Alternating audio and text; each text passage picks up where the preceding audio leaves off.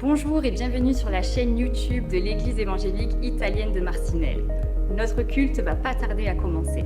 En attendant, permettez-moi de vous inviter sur notre page Facebook EEIM juste ici ou à découvrir notre vitrine Instagram EEIM juste là. Nous serons également heureux de vous accueillir lors de nos cultes en présentiel le dimanche à 10h et lors de nos réunions de prière le jeudi à 19h30. En plus de tout cela, nous organisons des réunions de jeunes les dimanches soirs à 18h, ainsi que des groupes de maison en semaine dont vous obtiendrez toutes les informations via cette adresse mail ou directement via les réseaux sociaux.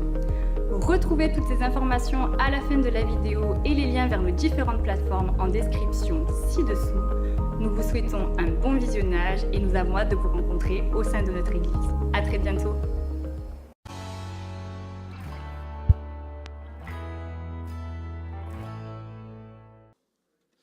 Voilà, chers amis, nous allons continuer notre série.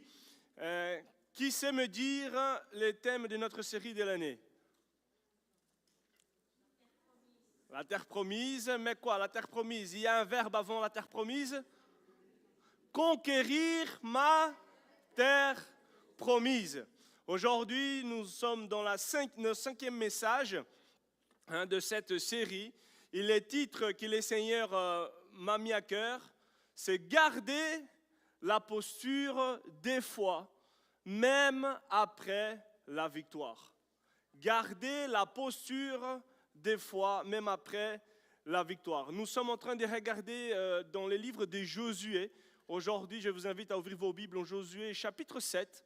Nous allons donner suite à cette série de messages. Il est vrai que nous avons déjà vu que les Israélites ont passé par un temps de préparation. Ensuite, ils ont vaincu Jéricho. C'était notre dernier message. C'est le Seigneur, il a donné les stratégies. Le Seigneur leur a donné la victoire aussi également. Et ce matin, nous allons voir la deuxième bataille. Les Israélites s'apprêtaient à la deuxième bataille. Nous allons, dans ce chapitre, découvrir quelques leçons essentielles pour notre marche avec Dieu. Amen. Alors, Josué, chapitre 7, nous allons lire après par la suite quelques versets, comment on dit, plic-ploc, du 1 au 6, et puis on saute au 10, d'accord?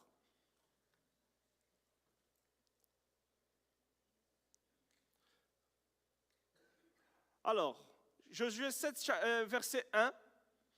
Les Israélites commettent une faute grave au sujet des biens que le Seigneur a interdit de prendre. Un Israélite de la tribu de Juda, Akan, fils de Carmi, lui-même fils de Zabdi et petit-fils de Zéra, prend certains de ses biens.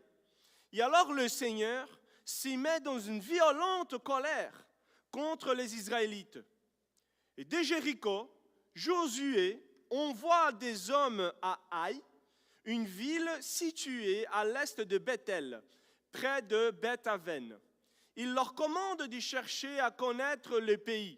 Ils y vont donc. Verset 3. Ils reviennent dire à Josué, c'est inutile d'envoyer toute l'armée pour attaquer Haï. 2000 ou 3000 hommes suffisent. Ce n'est pas la peine de fatiguer toute notre armée, car les habitants de la ville sont peu nombreux. Verset 4. À peu près de 3000 hommes partent attaquer Haï, mais ils fuient devant ses habitants. Ceux-ci tuent environ 36 Israélites. Ils poursuivent les autres depuis la porte de la ville jusqu'à Shebarim, et ils le tuent dans la descente. Alors le peuple, complètement découragé, perd toute force. Verset 6. Josué et les anciens d'Israël déchirent leurs vêtements. Ils s'y couvrent la tête de poussière en signe de tristesse. Ils s'y mettent à genoux, les fronts contre le sol, devant l'arche de l'Éternel. Ils restent ainsi jusqu'au soir. Verset 10, plus loin. Et le Seigneur répond à Josué. Relève-toi, tu t'es mis à genoux, les fronts contre le sol. Pourquoi donc? Les Israélites ont péché. En effet, ils n'ont pas respecté les règles de l'alliance que je leur ai commandé de suivre. Ils ont pris des objets interdits. Ils les ont même volés, cachés, mis dans leur affaire. Verset 13, plus loin. Lève-toi, consacre le peuple. Tu ordonneras, consacre-vous pour demain, car voici ce que dit l'Éternel, le Dieu d'Israël. Il y a un objet voué à la destruction au milieu de toi, Israël.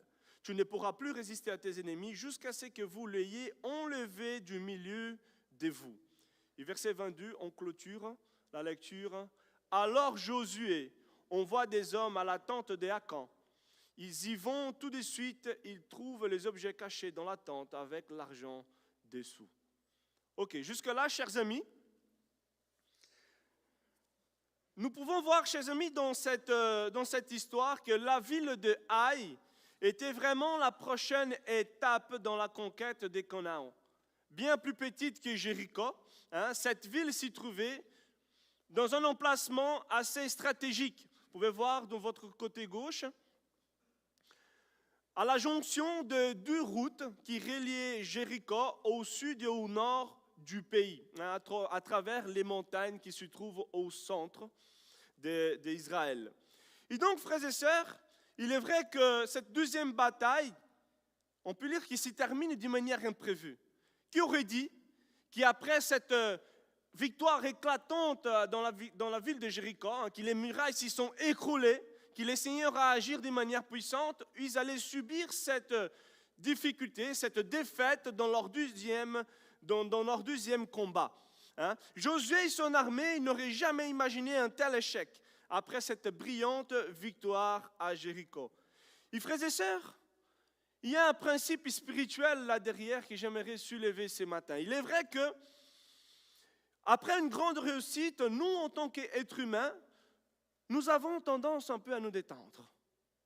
Nous avons tendance en quelque sorte à baisser notre garde, à relâcher un peu notre vigilance. Pourtant, l'histoire de Josué, ici dans le chapitre 7, nous enseigne que c'est justement après la victoire qu'il peut s'y trouver les dangers. Et nous pouvons dire que dans la ville des Haï, ils s'y sont fait mal. Dans la ville des Haï, ils se sont demandé, Aïe, qu'est-ce qui s'est-il passé là? Seigneur! J'ai réfléchi à la blague. Et j'ai rigolé tout seul en préparant. En tout cas, chers amis, pour garder la posture de foi, même après la victoire, nous devons éviter les relâchements spirituels. C'est-à-dire que nous devons garder la posture. Comment tu es assis dans ta chaise là? Tu gardes de bonne posture ou pas? Ceux qui se redressent là? Dans le monde spirituel, il y a aussi, chers amis, une posture à garder devant Dieu. Garder la posture de foi après la victoire implique bien plus qu'une simple attitude momentanée. Ce n'est pas parce que je suis de temps en temps bien assis dans la chaise que ça va aller, que ça va faire du bien à mon dos. Non, je dois vraiment garder la posture. Si un coup je suis comme ça, un coup je suis comme ça, ça ne va pas. Il y a une posture à garder. Donc la posture, chers amis, c'est avant tout une attitude constante. C'est une manière de vivre, c'est un choix constant d'y rester aligné avec les principes de Dieu. Même dans les moments où la réussite semble nous accorder une certaine sécurité. Nous pouvons voir que garder la posture de foi, c'est rester dans une dépendance constante envers Dieu, même après ses succès apparents, un succès apparent. Que ce soit, chers amis, après une saison de croissance spirituelle, ou peut-être un moment fort avec Dieu, ou peut-être un service fructueux dans l'Église, ou même encore une mission auprès des plus démunis qui a un impact auprès de ces personnes qui transforment les vies, il est essentiel pour vous et moi, en tant que croyants, être conscients que nous sommes toujours dans un combat, premièrement spirituel. Nous devons, chers amis, ne pas baisser la garde, mais garder la posture. Et nous pouvons voir qu'après cette grande victoire à Jéricho, un moment fort vécu dans la présence de Dieu, Israël, il a baissé la garde. Ils n'ont pas été attentifs au relâchement spirituel. Et pour éviter, chers amis, j'aimerais souligner quelques leçons ce matin, pour éviter ces relâchements spirituels, les contextes nous enseignent tout d'abord que nous devons rester fidèles à ces engagements envers Dieu. Le Seigneur leur avait donné des commandements, le Seigneur leur avait donné des instructions. Et Akan, il n'a pas suivi. On peut dire que les Israélites commettent une faute grave au sujet des biens, interdire de prendre. Verset 11, ce qui est en gras. Les Israélites ont péché, ils n'ont pas respecté les règles de l'alliance que je leur commandais de suivre. Et chers amis, notre foi ne se mesure pas seulement par des paroles, mais aussi par des actions. Après une victoire, il est facile de croire que notre objectif est atteint, de relâcher nos efforts. Israël, ici, quand ils ont été combattre contre la ville de Jéricho, ils ont reçu 2 instructions. La première, c'était d'épargner la femme Rahab et sa famille. Mais aussi, la deuxième instruction que le Seigneur leur avait dit, c'est de ne pas toucher aux objets voués à la destruction. Ils ne devaient pas prendre de butin. Et malheureusement, Akan, il a violé ce dernier ordre. On peut dire qu'il a vu, il a désiré ce qui était interdit. Il l'a pris ensuite.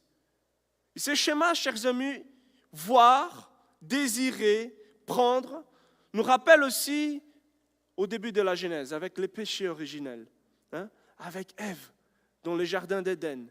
Elle a vu les fruits, elle a désiré, elle a pris. Et bien souvent, chers amis, voilà les schémas que vous et moi nous faisons face. La tentation, chers amis, commence bien souvent par ce que nous voyons. Ce n'est pas le regard en lui-même qui est le problème, mais c'est le fait de nourrir ses désirs qui peut devenir un péché, quelque chose qui nous mène à pécher. C'est pourquoi la sagesse biblique nous encourage à fixer nos pensées sur Dieu et à éviter tout ce qui peut nous détourner de lui. Proverbe 4, 25 à 27, il nous dit « Que tes yeux regardent bien en face et que tes paupières s'y dirigent droit devant toi. Fais une route droite pour tes pieds et que toutes tes voies soient bien sûres. Ne dévie ni à droite ni à gauche et détourne ton pied du mal. » Colossiens 3.2, il nous dit « Affectionnez-vous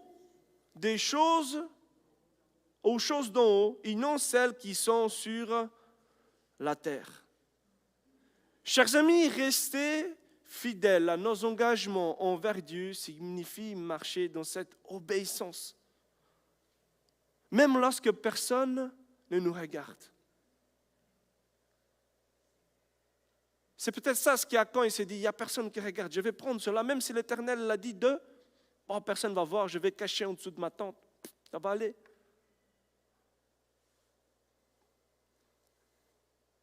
Chers amis, il est vrai qu'une personne qui commence un régime, il sait que le défi n'est pas seulement de manger une seule fois dans la journée, bien une seule fois dans la journée, mais c'est de persévérer dans la durée. Et même notre foi doit être constante et non pas uniquement occasionnelle. De même, notre foi doit être constante et non pas uniquement occasionnelle. Et nous pouvons voir que la défaite d'Israël devant les habitants de Haï n'était pas due à un manque de soldats, n'était pas due à un manque de stratégie, mais due au péché d'un seul homme. Donc, chers amis, garder la posture de foi, c'est persévérer dans l'écoute de Dieu. On ne doit pas nous relâcher, chers amis, dans la vie spirituelle. Que ce soit dans la prière, que ce soit dans la soumission à ses commandements, même quand les choses semblent aller de mieux en mieux, la parole nous enseigne ce matin à garder la posture de foi. Garder une posture de foi. Parfois, nous pensons que certaines petites désobéissances seront sans conséquence. Une négligence ici, un compromis là-bas. Et puis quand on se rend compte, on est déjà entremêlé dans les filets du péché. En tout cas, chers amis, cela nous montre que nos choix spirituelles ont des conséquences, non seulement pour nous-mêmes, mais aussi pour notre entourage. Et voilà la première leçon. Pour éviter les relâchements spirituels, nous devons, chers amis, rester fidèles à nos engagements envers Dieu. Cependant, les textes nous montrent aussi que pour éviter les relâchements spirituels, nous devons aussi renoncer à l'autosuffisance.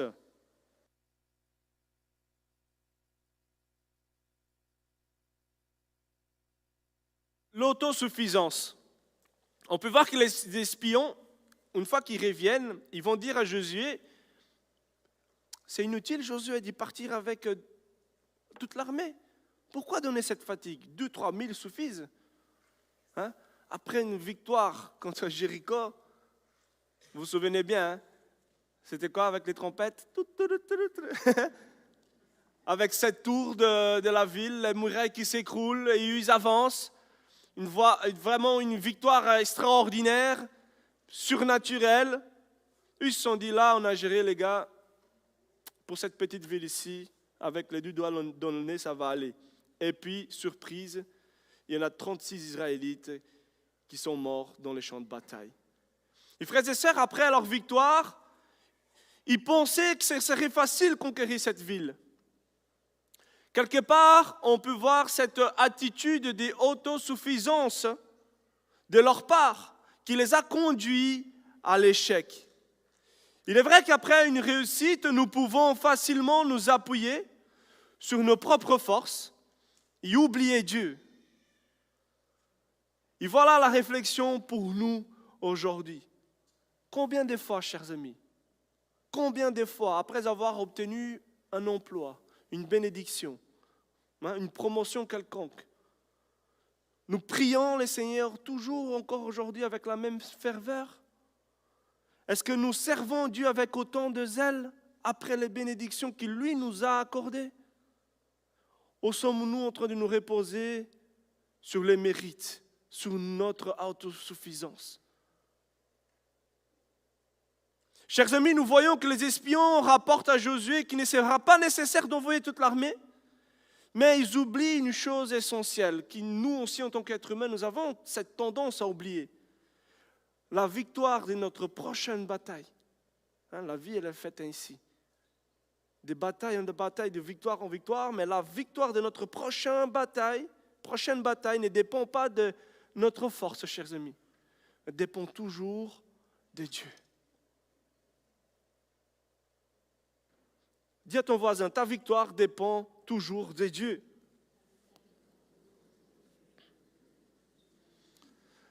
Les dangers, chers amis, après cette victoire, c'est de penser que nous avons tout sous contrôle pour la suite.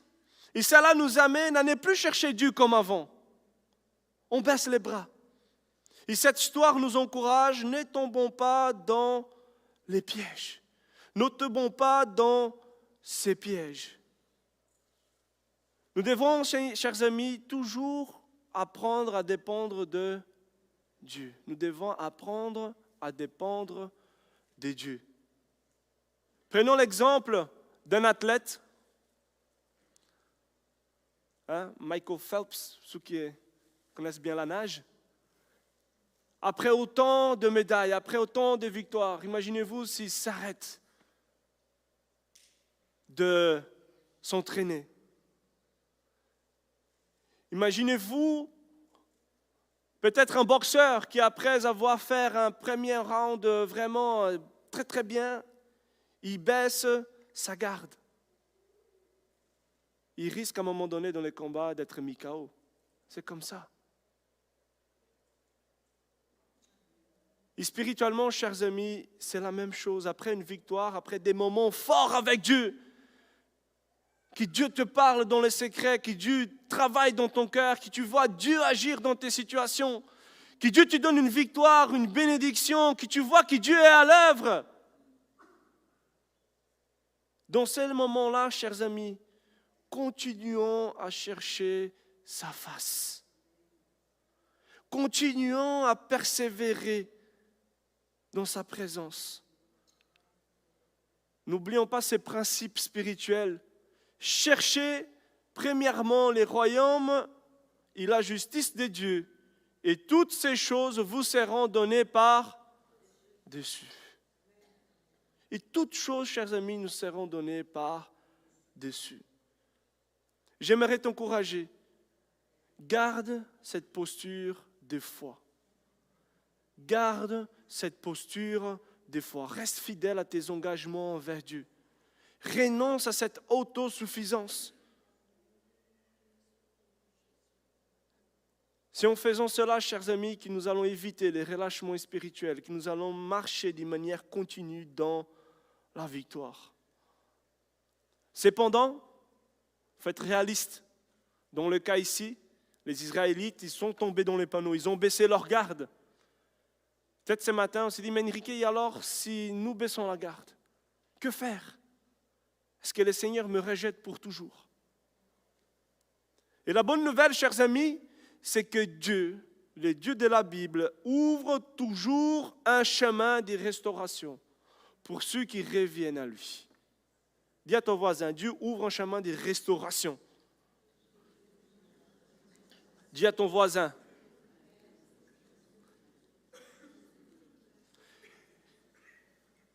Et cela nous amène à notre deuxième point. Nous devons non seulement être attentifs au relâchement spirituel, mais nous devons, chers amis, tout simple, nous consacrer à Dieu. Quelle était l'attitude de Josué et des anciens? Josué et les anciens déchirent leurs vêtements, couvrent la tête de poussière en signe de tristesse, ils s'y mettent à genoux, les fronts contre le sol. Ils restent ainsi jusqu'au soir. Et Dieu va lui dire, consacre le peuple, consacre-vous pour demain.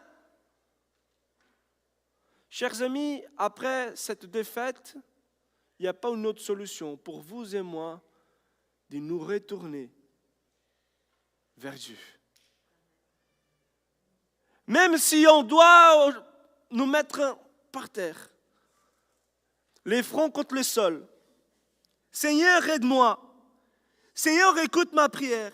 Seigneur, qu'est-ce qui se passe? Seigneur, je ne comprends plus. Seigneur, qu'est-ce qui est arrivé? Seigneur, manifeste-toi. Jusqu'au soir, chers amis. Et bien souvent, c'est ce qui nous manque. Et on voit que Dieu ne le laisse pas par terre. Dieu va leur donner qu'est-ce qui s'est passé. Il va dire qu'est-ce qui s'est passé. Il va montrer les problèmes, mais il va donner aussi la solution. Il va soulever ces problèmes, il y a un péché. Mais aussi, il va dire, consacrez-vous pour demain. Vous devez vous purifier, vous sanctifier. Et ces principes, chers amis, demeurent valables pour nous.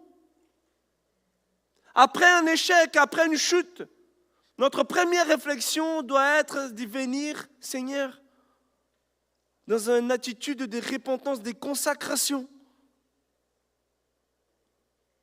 C'est vrai que bien souvent, nous sommes tentés à chercher de solutions humaines à nos échecs.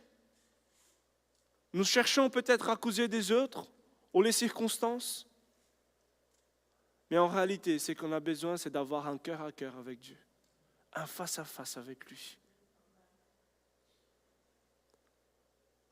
La véritable restauration, chers amis, commence dans la présence de Dieu lorsque nous laissons le Saint-Esprit sonder nos cœurs. Et révéler ce que nous devons changer, transformer. Comme le dit le psalmiste dans le psaume 139, « Examine-moi, ô Dieu, il connaît mon cœur. Mets-moi à l'épreuve, il connaît mes pensées. Regarde si je suis sur une mauvaise voie et conduis-moi sur la voie de l'éternité. » Ces versets, chers amis, doivent devenir une prière pour nous. Il est important de souligner que Dieu ne voulait pas leur défaite. Dieu ne voulait pas qu'ils restent dans leur défaite. Même si dans les versets 5, nous lisons qu'après la défaite, les peuples étaient complètement découragés, ils ont perdu toute force. malgré tout, le Seigneur voulait à nouveau les conduire vers une nouvelle victoire. Dis à ton voisin, Dieu veut te conduire dans une nouvelle victoire.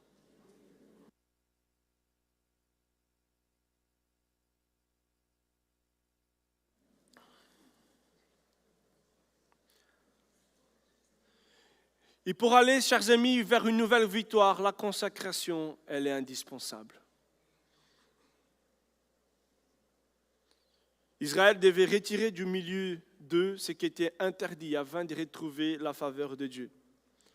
Et chers amis, de même dans nos vies, les péchés peuvent nous amener à être complètement découragés. Les péchés peuvent nous amener à perdre toutes nos forces. Il est parfois nécessaire d'ôter certaines choses qui nous empêchent d'avancer. Que ce soit des compromis avec les péchés, que ce soit un attachement aux choses matérielles, aux mondaines, plutôt qu'aux choses spirituelles, que ce soit notre attitude d'indépendance vis-à-vis de Dieu. Je n'ai plus besoin de Dieu.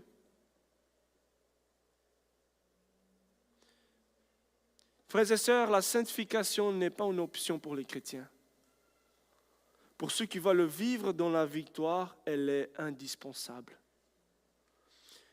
Cette sanctification est ce processus constant par lequel nous alignons avec la volonté de Dieu, en mettant de côté tout ce qui peut être un obstacle à notre marche spirituelle. C'est ça, c'est sanctifier. Je ne sais pas qu'est-ce qui entrave ta relation avec Dieu aujourd'hui. Toi-même, tu connais. Mais pour aller plus loin, chers amis, il faut faire un choix. Il faut faire un choix. Nous devons faire un choix. Et après ces temps de purification, du retour à Dieu, l'Éternel redonne l'assurance à Israël. Et là, on va commencer juste le chapitre 8, je vais souligner, c'est Josué 8, c'est leur victoire contre la ville de Haï. Mais cette fois-ci, nous allons voir qu'ils vont partir au combat, mais ils vont partir un peu comme ils ont fait à Jéricho, sous la direction de Dieu, sous la guidance de Dieu, sous la force de l'Éternel. Verset 1, il nous dit comment déjà ? L'Éternel dit à Josué, chose qu'on n'a pas vue au chapitre 7. Dieu parle à Josué. Il dit, n'aie pas peur, ne te laisse pas effrayer, prends avec toi tous les hommes de guerre. Ils montent attaquer Haï. Verset 2, il va nous dire, verset 2 plus loin, place une embuscade derrière la ville. Il donne déjà une stratégie. Et puis, on peut voir que Josué va s'élever avec tous les hommes de guerre pour monter, attaquer Haï. Il choisit combien ? 30 000 vaillants hommes qui fit partie des nuits. Et donc, chers amis, ce passage souligne deux vérités précieuses pour nous.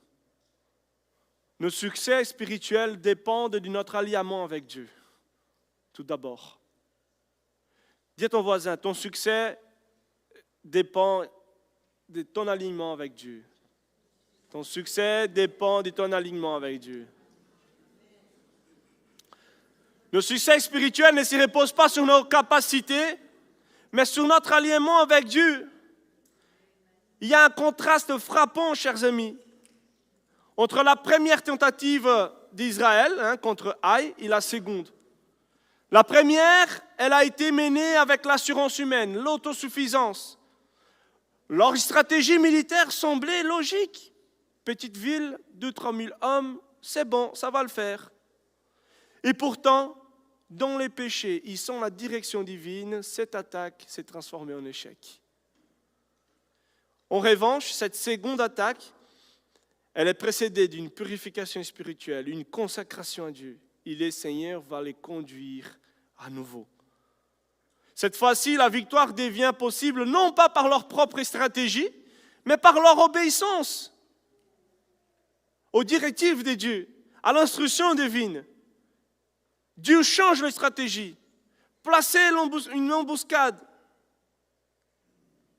Il suit aussi cette directive. Prenez tous les hommes de guerre. Des 3 000, ils sont passés à 30 000.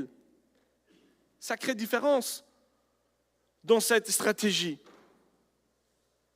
Et le résultat, chers amis, c'était que Dieu leur accorde la victoire. Cela nous rappelle tout simplement, chers amis, que nos capacités humaines, notre intelligence, notre expérience ne suffisent pas pour triompher dans les combats spirituels. Comme on en a vu tout à l'heure, qui a 30, 40, 20 ans dans l'Église, le schéma est le même. Si on met Dieu de côté, qu'on s'appuie juste sur notre propre expérience, ça ne sert à rien. Oui, bien évidemment, le Seigneur nous donne une maturité spirituelle, normalement, au fil des années. Mais nous ne devons pas pour autant mettre Dieu de côté. Nous devons toujours revenir à lui, en sachant que, Zacharie 4,6, c'est ni par la puissance, ni par la force, mais par mon esprit que nous gagnons nos victoires. Donc, chers amis, nous devons apprendre à dépendre de Dieu dans chaque décision, à rechercher sa face avant d'agir, à marcher dans la sanctification pour expérimenter sa faveur, sa victoire. Mais aussi une autre vérité que nous pouvons en tirer de ces versets-là, dans ces chapitres. Non seulement nos succès spirituels dépendent de notre alignement avec Dieu, mais aussi Dieu nous élève dans les lieux de nos défaites. Dis à ton voisin, Dieu t'élève dans les lieux de tes défaites.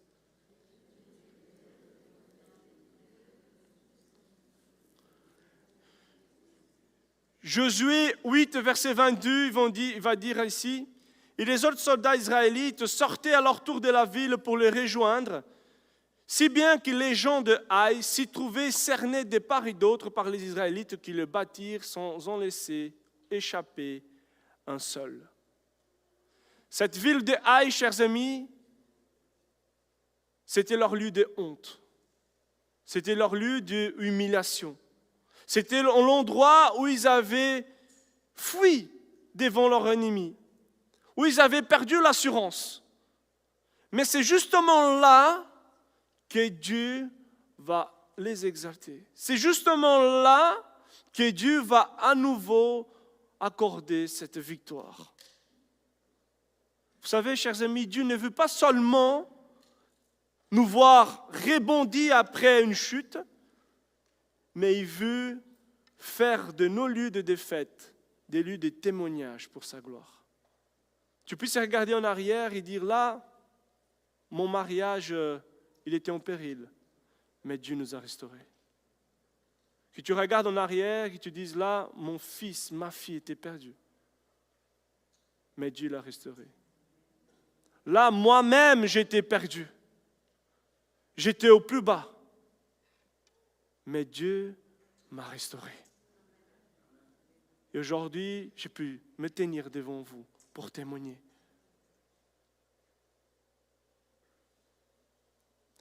Jeudi, à l'étude, nous avons vu l'apôtre Pierre, un petit extrait de sa vie. Et regardons, chers amis, la vie de Pierre, pendant que j'ai préparé, il y a sa vie qui m'est venue en tête. Il a renié le Christ 3 fois. Il a connu l'échec, la honte. Même si, c'est même Pierre-là, on peut voir que le Seigneur, il va le restaurer par la suite. Lui aussi qui était autosuffisant. Hein? Non, Seigneur, personne ne va t'abandonner. Moi, je ne t'abandonnerai pas, même si les autres t'abandonnent. Je serai là. Hein, comme on dit en italien, le premier à escapare. Hein? C'est comme ça. Malgré tout, le Seigneur va le restaurer dans sa vie. Malgré tout, le Seigneur va le prendre à part. Pierre, est-ce que tu m'aimes? Pierre, il va goûter la grâce et l'amour de Dieu. Et Pierre va devenir celui qui va prêcher lors de la Pentecôte, lorsque le Saint-Esprit descend. Il va donner une prédication terrible. 3000 personnes vont être converties. et Dieu l'utilise à nouveau pour sa grâce. Dieu l'utilise à nouveau. Et de même, chers amis, Dieu veut transformer nos échecs en réussite. Peut-être dans ta vie, tu as connu des moments d'humiliation, des moments de chute, des moments d'erreur. Sache que ce n'est pas la fin. Ce n'est pas la fin. Si tu reviens à Dieu avec un cœur sincère, il t'y restaurera, il fera de ton lieu de défaite un lieu d'élévation. Et ça, chers amis, il n'y a que Dieu qui peut le faire. Nous ne pouvons pas faire par nous-mêmes. Josué 8.1 nous dit, n'aie pas peur.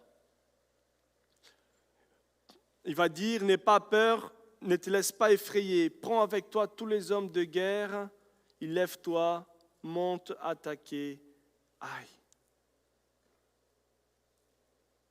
Et Dieu nous dit de même ce matin, aujourd'hui, Dieu est en train de parler à ton cœur. Il est en train de te dire, mon enfant, n'aie pas peur, ne laisse pas la peur de ton échec t'empêcher d'avancer. Après ces moments de consacration, après ces moments de rechercher la face de Dieu, il faut se lever, il faut avancer. Il y a des victoires encore à gagner avec Dieu. Relève-toi, sanctifie-toi, consacre-toi, laisse Dieu t'exalter dans le même endroit où tu avais connu l'échec. Et ma prière, chers amis, c'est que le Seigneur nous aide à toujours rechercher sa face, à vivre dans la sanctification, à lui faire confiance et que nous puissions voir Dieu transformer nos défaites en victoire. Et j'arrive à ma conclusion ce matin. Je vais inviter l'équipe de louanges à venir.